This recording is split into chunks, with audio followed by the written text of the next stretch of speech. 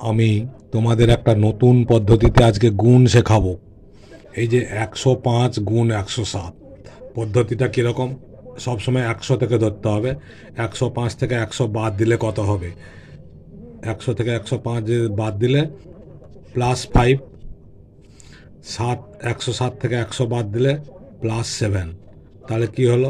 এই যে সংখ্যা দুটো আছে, এই দুটো সংখ্যাকে গুণ করে দাও, তাহলে কত হবে? 7 5 35। এরপরে এই যে 107-এর সঙ্গে এই 7টা যোগ করে দাও, 105-এর সঙ্গে 7 কত হয়? 112। 1 1 2, এই দেখো গুণ হয়ে গেল। ঠিক একই পদ্ধতিতে এটাও তাই। এটা কত হচ্ছে? +2, এটা হচ্ছে +8।